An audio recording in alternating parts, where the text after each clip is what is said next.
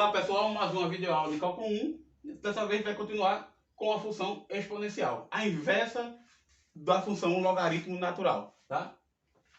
Então na aula passada que a gente falou, na videoaula passada, quando a gente falou da função logaritmo, a gente viu que o logaritmo é uma função que está definida para zero e mais infinito. A gente viu uma construção dela, que ela é construída usando a função 1 sobre x. E, então, dado um x maior que 1, a gente vai definir o ln de x como sendo a área abaixo do gráfico da função f de x igual a 1 sobre x, com x variando entre 1 e esse dado valor que você quer. Tá? Então, a gente tem a função logaritmo, a gente viu que ela por construção ela é crescente, portanto ela é injetiva. Está definida entre 0 e mais infinito. A gente mostrou que ela é diferenciável, portanto é contínua. O limite quando x vai para mais infinito é mais infinito. Limite quando x vai para zero é menos infinito. Portanto, pelo teorema do valor intermediário, ela é sobrejetiva. O que é que significa dizer isso? Significa dizer que, dado qualquer número real, chamado de y, existe um x entre 0 e mais infinito, tal que ln de x é o próprio y. Tá bom? Então, ln de x vai ser uma bijeção, já que ela é injetiva e sobrejetiva, diferenciável, com ln, a derivada sempre maior que zero. A gente viu lá, a gente provou que a derivada do ln é a própria função 1 sobre x. Tá? Então, o fato dela ser contínua, definido o intervalo, pelo teorema do valor intermediário, a gente sabe que garante que a imagem dela é um intervalo, tá? Já que dado quaisquer dois pontos da imagem, todo mundo entre eles, todo número entre eles dois, tem que estar dentro da imagem, tá? Isso é o que garante o teorema do valor intermediário. Então, bijeção contínua definida em um intervalo, a inversa também vai ser contínua. Por quê? Porque, se você pensar, uma função contínua definida em um intervalo equivale a dizer que você consegue desenhar o gráfico dela sem tirar o lápis do papel. Lembra aquele argumento, né? Então, e o gráfico da função inversa é obtido trocando os eixos. Tá?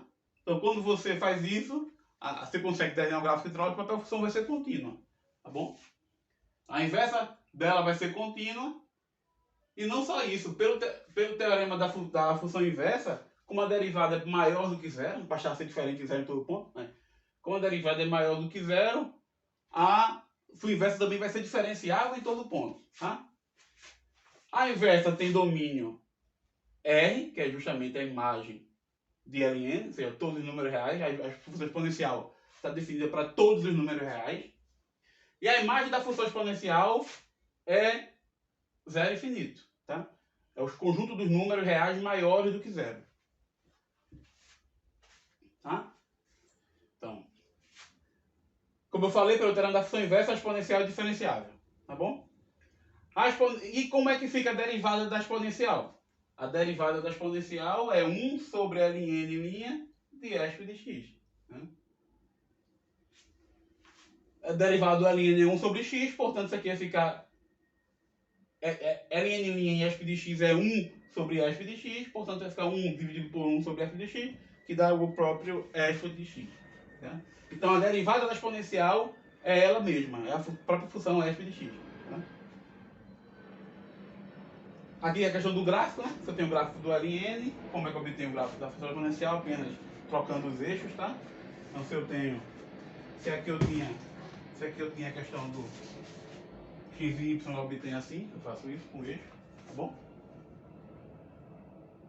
Segue da definição que o limite do exponencial quando x vai para mais infinito, quando x vai para menos infinito é zero, e quando x vai para mais infinito é mais infinito, tá? Isso porque quando o limite, quando x vai para zero pela direita do ln de x, é menos infinito, tá? E aqui, quando x vai para mais infinito, o ln é zero. É mais infinito também, tá? Exponencial de A mais B, ESP de A vezes ESP de B, exponencial de A menos B, ESP de A dividido por ESP de B. Isso também é da propriedade do logaritmo. Por exemplo, essa terceira eu coloquei aqui. Então, ESP de A mais B vai ser o ESP de alguma linha de T mais alguma linha de E. Ou seja, quem é o T? T é o número entre 0 e mais infinito, que quando eu aplico vai dar A. E só existe um, tá? Então aqui é uma objeção. Assim como só existe um único número real maior que zero, só que quando eu aplico o L entre E vai dar B. Tá bom? Portanto, aqui eu vou ter ESP de Ln de TR, que é o próprio TR. Mas quem é T? Se Ln de T é A, quando eu aplicar o exponencial, eu vou ficar com ESP de A igual a T. A mesma coisa, ESP de B igual a R. Portanto, T é ESP de A, R é ESP de B. Então, a exponencial de A mais B é a exponencial de A vezes a exponencial de B. Essa relação aqui, ESP do Ln, é por causa da função inversa, tá? Ln de ESP de um número é o próprio número e ESP do Ln de um número é o próprio número, tá?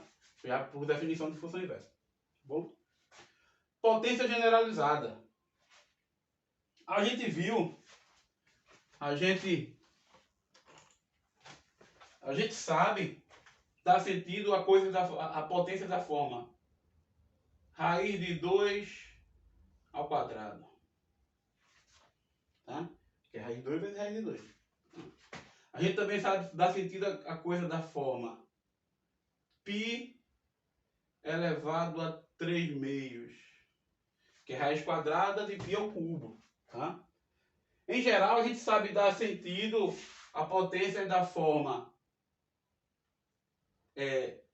A elevado a P, vou botar assim, A elevado a Q, onde Q é número racional. Tá? Em geral, a gente sabe dar sentido a coisa dessa forma. Q é da forma R sobre S. Tá? E A é número real. Positivo. Tá?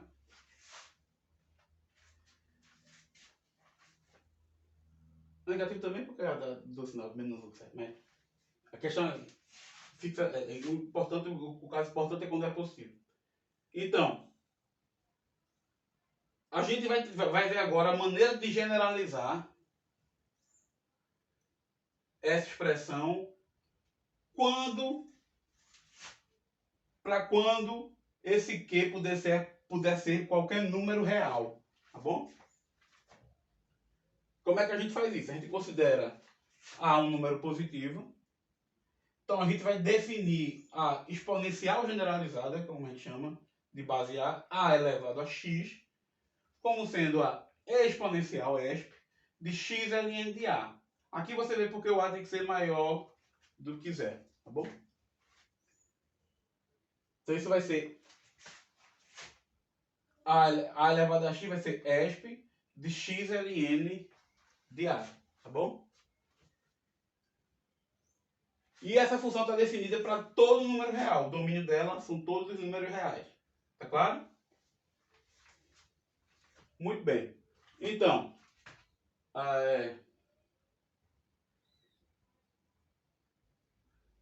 perceba que se o A for 1, a linha de A vai ser 0. Então esse argumento aqui sempre vai ser 0, exponencial de 0 é 1. Então, 1 elevado a x é a minha função constante. Se o A for maior do que 1, o que é que acontece? Se o A for maior do que 1, quando x vai para mais infinito, isso aqui vai ser positivo. Quando x vai para mais infinito, esse argumento também vai para mais infinito, exponencial vai para mais infinito. Quando x vai para menos infinito, esse argumento vai para menos infinito, exponencial vai para zero. Tá? Quando A está entre 0 e 1, é maior que 0 e é menor que 1, aí troca, porque o L de A passa a ser negativo. E aí quando o x vai para mais infinito, o argumento vai para menos infinito, exponencial vai para zero. Quando o x for para menos infinito, o argumento vai para mais infinito, exponencial vai para mais infinito. Tá bom?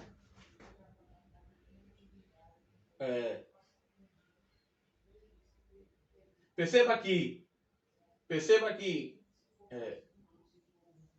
1 sobre A elevado a x, né? 1 sobre A a x é exatamente 1 dividido por A elevado a x. Tá? Também decorre dessas propriedades. Tá bom?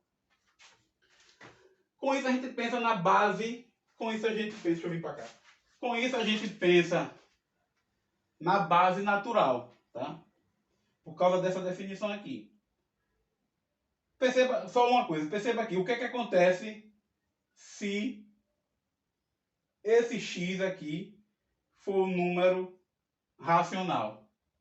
Tá? Se este x aqui for um número racional, x elevado a... essa expressão aqui pode ser escrita como... primeiro, vamos pensar em um número inteiro. Por exemplo, 3. Então aqui fica 3 ln de A. 3 ln de A, ln de A, mais ln de A, mais ln de A, que é igual a ln de A ao cubo. Então isso aqui é esp de ln de A ao cubo, fica... esp que se cancela com ln, já que é a função inversa, fica exatamente A ao cubo, a noção que a gente tinha antes, de múltiplo. A vezes A vezes A. Tá? Isso também generaliza também para potência racional, tá bom? Aqui vai ficar um número racional, também você vai conseguir escrever essa expressão. Tá? Então, como eu estava voltando aqui para a base natural, por causa exatamente dessa expressão, o que é que acontece quando eu pego o A sendo um número de Euler? Tá? Lembra como a gente definiu o número de Euler? A gente definiu o número de Euler como sendo o único número maior que zero, né? Cujo logaritmo natural dele dá 1. Tá? Ele é garantido pelo teorema do valor intermediário. Tá? Então, aí a gente vai chamar esse número de E, em homenagem a Euler, tá? Ao matemático alemão Leonhard Euler. Então, quando a gente considera o A igual ao número de Euler, isso aqui vai ficar E elevado a x, vai ser exatamente esp de x ln de E, que é 1 da esp de x.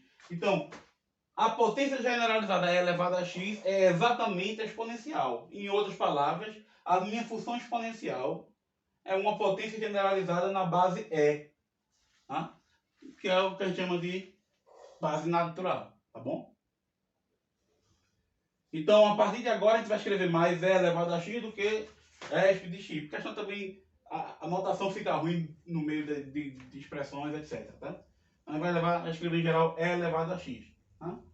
Derivada de A elevado a x é como? Como é que eu derivo a minha função, uma potência generalizada na base A elevado a x? A gente olha para a expressão. A elevado a x é a composição da função esp com a função que pega x e multiplica por ln de A. Esp de x ln de A. Tá? Então, pela regra da cadeia, como é que fica a derivada? Fica derivada da exponencial, que é ela mesma, aplicada em x ln de A, vezes a derivada de x ln de A. Derivada de x ln de A, como isso aqui é uma constante, ln de A, é exatamente ln de A. Né? Que vai ficar só a derivada de x com relação a x que dá 1. Tá bom? Portanto, a derivada de A elevado a x é esp de x ln de A, que é o próprio A elevado a x, vezes ln de A. Derivada de A elevado a x é elevado a x ln de A vezes ln de A, que dá A elevado a x ln de A. Tá? Então, derivar essa expressão A elevado a x é só multiplicá-lo por ln da base. Tá? Por isso que quando a base é um número de Euler, isso dá 1, e aí eu continuo com a expressão A elevado a x. Tá? A gente vai para o próximo quadro, onde a gente vai ver o número de Euler sendo recuperado como sendo um limite. Tá bom? Então a gente vai dar uma pausinha e vai para o próximo quadro. Então, como eu disse, a gente vai recuperar o número de Euler como sendo um limite, tá? O limite dessa expressão. Limite quando x vai para mais infinito, de 1 mais 1 sobre x elevado a x. Perceba que quanto maior for o x, né? 1 sobre x vai ficando pequeno, então isso aqui vai ficando próximo de 1, e isso aqui vai tendendo a minha função 1 elevado a x, tá? Mas só essa contribuição faz muita diferença, não vai ser constante, não vai dar 1, tá? Então, vamos lembrar que 1 mais 1 elevado a x, 1 mais 1 sobre x elevado a x, por definição é E elevado a x ln de 1 mais 1 sobre x, tá bom? Tá claro? Muito bem. Portanto, limite quando x vai para mais infinito, a gente vai olhar o limite dessa expressão aqui de cima. Tá? Já que o limite dessa expressão quando x vai para mais infinito é o limite dessa expressão quando x vai para mais infinito pela continuidade da exponencial. Isso é a mesma coisa de você olhar o limite aqui de dentro, porque uma função contínua, se limite quando x vai para x0 de f de x é o f de x0, tá? É o f do próprio limite. Tá? Então isso vai ser o limite, isso aqui vai ser o E do limite quando x vai para a mais infinito de x ln de 1 mais 1 sobre x, tá? A gente vai olhar para essa expressão aqui de dentro. Limite quando x vai para mais infinito de x ln de 1 mais 1 sobre x. Como é que a gente vai resolver? A gente vai fazer uma mudança de variável. A gente vai chamar aqui a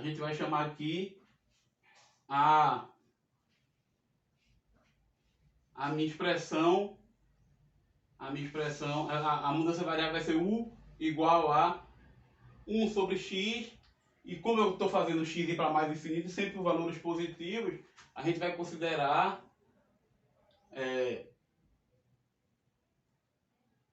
limite quando u vai para 0 pela direita. Tá bom? Tá claro? Isso aqui não tem nada a ver com isso, isso aqui é outra coisa. A gente vai considerar limite quando x é para 0 pela direita, tá? Então isso aqui fica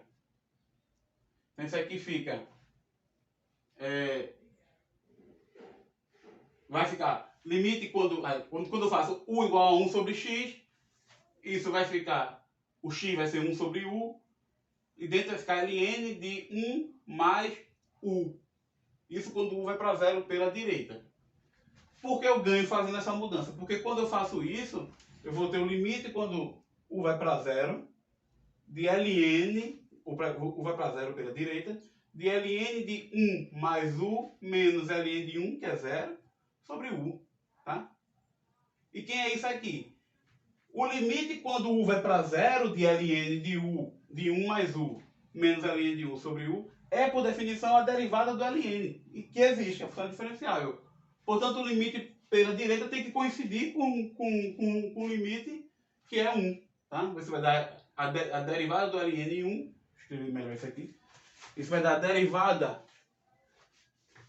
Isso vai dar a derivada do ln em 1, que é o próprio 1. Tá?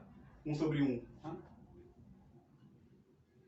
Portanto, como o limite dessa expressão aqui, do argumento, da exponencial, é 1, o limite, quando estiver para mais infinito, de 1 mais 1 sobre x elevado a x é elevado a essa expressão que dá 1. Então vai dar o próprio número de Euler. Tá bom? E para finalizar, a gente vai ver um exemplo, que é: considere a função f de x igual a 1 mais 1 sobre x elevado a x. Tá bom? Então, quem é o domínio dessa função? Essa expressão aqui é exatamente E elevado a x ln de 1 mais 1 sobre x. A minha função exponencial está definida para todo número real. Então, o único lugar que pode dar problema de definição é nesse argumento do logaritmo aqui. Tá bom? O logaritmo está definido para números positivos. Quando é que essa expressão aqui for positiva? Primeiro, quando x for maior do que zero. Se o x for menor que zero, tá? Essa expressão vai ser positiva quando 1 mais 1 sobre x for maior do que zero. Ou seja, quando x for menor do que menos 1. Portanto, o domínio dessa expressão é menos infinito menos 1, união 0 mais infinito. Nessa parte aqui, como é que ela se comporta? Quando o x vai para menos infinito, eu vou dar aqui, ó, nessa expressão, né? Quando x vai para menos infinito, esse argumento daqui vai para onde? Quando x vai para menos infinito, aqui vai para menos infinito, aqui vai para zero. Eu uso uma mudança de variável equivalente, u igual a 1 sobre x, só que agora x vai tender a zero pela esquerda, tá? E aí a gente vai ver que isso também vai dar 1. O fato de dar 1 me diz que o limite da função f de x, o limite da função f de x vai ser 1. Vai ser e, tá? Quando x vai para menos infinito. Então, limite, vou colocar aqui. Limite quando x vai para menos infinito de f de x é o número de Euler, tá bom? Também vai dar e. Essa expressão x ln de x, quando x vai para menos 1 pela esquerda, aqui menos 1 pela esquerda, vai dar quanto? Aqui vai dar menos 1, tá? Esse aqui vai tender a menos 1, só que aqui essa expressão vai tender a zero. Esse aqui vai dar menos infinito. Como eu tenho menos 1, vai para mais infinito, tá? Então, vai para mais infinito. Então, limite quando x vai para menos 1 pela esquerda de f de x, vai para mais infinito. Tá bom? Derivada dessa expressão. Derivada dessa expressão, f de x é exatamente essa função aqui. Então, a regra da cadeia vai dizer que isso vai dar a derivada da exponencial em x ln de 1 mais x, vezes a derivada do argumento. Então, tá aqui a derivada exponencial, que é ela mesma, em x ln de 1 mais 1 mais 1 sobre x, vezes a derivada de x ln de 1 mais 1 sobre x. Tá? Aqui usa a regra do produto. Derivada do primeiro vezes o segundo, vai ficar ln de 1 mais x, ln de 1 mais 1 sobre x, vezes o primeiro, tá? Então, aqui ficou a derivada do primeiro vezes o segundo, vezes a primeira função, vezes a derivada da segunda. A derivada dessa expressão é 1 sobre 1 mais x, vezes a derivada do argumento, que é a derivada de 1 sobre x, que é menos 1 sobre x quadrado. Então isso aqui vai ficar x com esse x quadrado se cancela, o menos 1 vem para frente, vai ficar 1 sobre x, quando multiplicar, vai ficar x mais 1. Então isso dá ln de 1 mais 1 sobre x, menos 1 sobre x mais 1. Portanto, a derivada dessa função f, como é que eu sei que ela é diferenciável? Porque ela é composição de funções diferenciáveis. Tá? Não estão definidas aqui. Tá? Então, a derivada a derivada da função f